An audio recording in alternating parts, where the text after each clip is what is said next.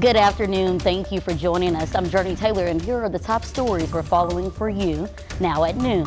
Lawmakers are at the Capitol today being sworn in. We'll take a look at what they're talking about at the 94th General Assembly. Plus, the president is in Mexico today to talk immigration with the leaders from both Canada and Mexico. A look at Washington and how the president is facing criticism for problems at the border. And political riots in Brazil that mirrored unrest in the U.S. Later, what analysts say this is revealing about the state of politics around the world. But first, we want to take a look at weather. Nathan Scott, it's been a minute since the viewers have seen your face at this time. Tell us, you brought back some good weather with you, right? Well, first of all, Jurnee, I have to welcome you to the THV 11 team because I've been working the evening shift. We haven't worked together yet. Yes. Looking forward to it, though. I'm excited. Thank you so much. And I've got some warm temperatures to talk about coming up in the extended forecast. But this morning, you need the winter coats because we start off the day into the 20s and 30s around central Arkansas. 25 was the low in Clinton, 34 in the capital city, 30 in Camden, and 34 in Monticello. Yeah, we have some high to mid-level clouds filtering out the sun, but the temperatures have rebounded nicely. We're into the low 50s in Little Rock, 51 in Russellville, 48 in Clinton, and it's 51 in Monticello.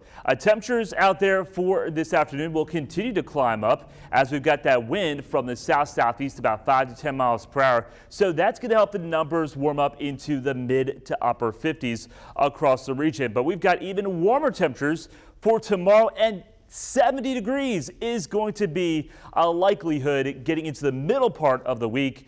But that's all ahead of our next storm system. More on that potential of reaching 70 degrees and our next chance of showers and storms coming up. Thank you, Nathan. Well, right now, state legislators are being sworn in at the Capitol to begin a new legislative session. It's the 94th General Assembly, and over a quarter of the Arkansas House and Senate will be new faces. Ahead of the seized session, there has been a big emphasis on education, public safety, and taxes. We know the topic of education and teacher pay is on the minds of many lawmakers. Many agreeing teachers' salaries should be increased, but exactly how to go about that process has been the huge debate. Governor-elect Sanders has been vocal about eliminating the state income tax. We'll see whether lawmakers decide to lower the rate or just eliminate it altogether. We'll also have more from day one at the Capitol tonight at 5 and 6. And Governor-elect Sarah Huckabee Sanders is just one day away from her inauguration. The governor-elect held a series of events over this past weekend. She spent the weekend greeting supporters at a Freedom Fest on Saturday. Katie Hand was among those in attendance and says the inauguration is more significant in a multitude of ways. I've seen the incredible impact a good education can have on a child, and we really need to focus on that here in Arkansas. The event serving as a reminder for Hand's daughters, who are now inspired by the governor-elect's dedication to be this state's first female leader. Well, before Sanders takes the oath of office, she's sitting down for an interview about her goals in office. We have to go out and focus on priorities that allow and empower each Arkansan, and that's what I'm going to do as governor. Tonight on THV 11 News at 10, the governor-elect talks about the influence of her father in her time in the Trump administration. She'll also lay out her agenda for her first 100 days as governor. And it kicks off our coverage of the Sanders inauguration. We'll be live on air and online tomorrow at noon to bring you the historic event right here on THV 11. President Biden is in Mexico for the North American Leaders Summit with the presidents of Mexico and Canada. The three leaders will have a lot to talk about, especially immigration coming from Central and South America. Deborah Afferrone has more details from the White House. President Biden arrived in Mexico City for talks about immigration and border policies. This is something that is not unique to the United States. It's gripping the hemisphere, and a regional challenge requires a regional solution. The president visited the U.S.-Mexico border in El Paso Sunday. Agents told him they need help. They need a lot of resources, and we're going to get them for them. El Paso Congresswoman Veronica Escobar said the problems at the border are Congress's fault. We passed immigration legislation, but it was deeply frustrating to see it go into the Senate and die in a 50-50 Senate. Republicans say the White House hasn't made border security a priority, pointing out that this is the first visit to the border for President Biden since taking office. It just so happens he's 2 years and about $20 billion too late. Texas Governor Greg Abbott met the president on the tarmac in El Paso and handed him a letter in which he said this chaos is the direct result of your failure to enforce the immigration laws that Congress enacted. He's never called me to talk to me about the immigration issue. Now I've provided him a letter that provides tangible, concrete solutions that will stop illegal immigration. The president announced last week new restrictions on migrants seeking asylum. The new policies expand the Trump-era COVID ban known as Title 42. They also offer more legal pathways to citizenship for migrants from Haiti, Nicaragua, and Cuba. Deborah Alfarone, CBS News, the White House. Now, the president's Mexico City trip is the first visit to Latin America by a U.S. president since 2014. Former Razorback and NFL player Peyton Hillis remains in the ICU at a Florida hospital this morning, and new reports online seem to indicate he's taken a turn for the worse over the weekend. Also over the weekend, communities in Northwest Arkansas held vigils for the former running back.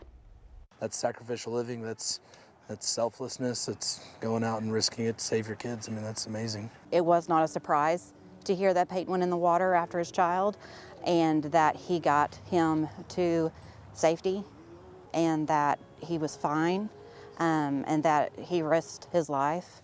And at this point, we're just praying that that's not what it's going to cost him. Hillis's family and friends gathered in Northwest Arkansas last night for a candlelit vigil to pray for his recovery. They gathered on the football field at Shiloh Christian School, where Hillis was an assistant coach last season. At the end of the day, football is what we do, it's not who we are. And when something scary like that happens to Damar Hamlin and we think about what's going on with Peyton, it makes us think that life is short and life is precious. We want him back and we want him healed and we want to bring God glory through the midst of it. Hillis's son also played for Shiloh Christian last season. Now to a crime alert. A man is dead after leading authorities on a high-speed chase through Faulkner County.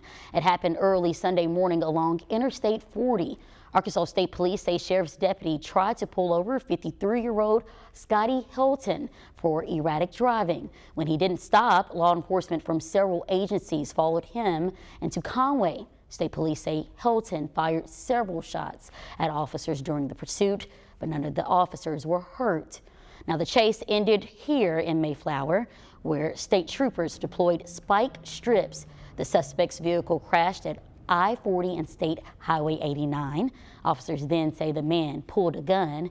3 state troopers and 1 Mayflower officer fired their weapons, hitting and killing Hilton. The troopers are now on paid leave while the case is under investigation. And today, the trial begins for the Gravett man charged in the breach of the U.S. Capitol. Richard Burnett is accused of entering the U.S. Capitol on January 6, 2 years ago. He was photographed at the desk of then Speaker of the House, Nancy Pelosi. Barnett is also accused of stealing Pelosi's mail. His federal trial is happening in Washington, D.C. Well, barely a week after Brazil's leftist president, Lula da Silva, was sworn into office for his 3rd non-consecutive term, supporters of his far-right opponent stormed government buildings in the country's capital. Order has been restored and hundreds were arrested or detained. Brazilian officials have described the attacks as terrorism and a coup. Jared Hill has more from New York on the incidents which recalled the January 6, 2021 assault on the U.S. Capitol. These were the dramatic scenes from Brazil Sunday. Thousands of supporters of the country's far-right ex-president, Jair Bolsonaro, stormed the Congress, Supreme Court, and presidential palace in Brasilia. Some of the demonstrators called for a military intervention to restore Bolsonaro to power. All 3 buildings were mostly empty at the time of the hours-long attacks. Security officials have taken back control of the facilities, and hundreds of rioters have been arrested. Brazil's newly sworn-in president, Lula da Silva, and other officials toured the damage late Sunday. Earlier, Lula criticized the lack of security that allowed the riots to happen. He vowed to punish those responsible and placed the blame on Bolsonaro, who left the country for Florida before Lula's swearing in last week. On Twitter, Bolsonaro denied Lula's condemnations of him and gave support for peaceful demonstrations, but added that invading buildings is unlawful. For many Americans, the attack in Brazil drew close parallels to the January 6th storming of the U.S. Capitol by pro-Trump supporters 2 years ago. We've seen the rise of populism in global democracies around the world, from the UK to India to Brazil to the United States to Mexico, and we've seen it in the past. President Biden called the situation, quote, outrageous while visiting El Paso, Texas on Sunday. And on Twitter, he condemned, quote, the assault on democracy and the peaceful transfer of power in Brazil.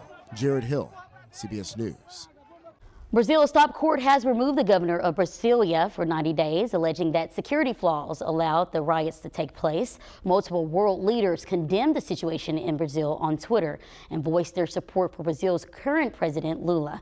So have members of the U.S. Congress, with some Democrats calling on the federal government to not allow Bolsonaro to stay in Florida. Well, Florida's property insurance industry has been in trouble for years. After the break, what it means for homeowners still recovering from Hurricane Ian. Nathan? Jurnee, the sun has some competition out there with some high to mid-level clouds filtering out from time to time, but overall it's going to be a nice day. Going to the middle part of the work week, though, we've got a front, and this front could produce maybe the potential of strong storms. I'll have more on that potential next.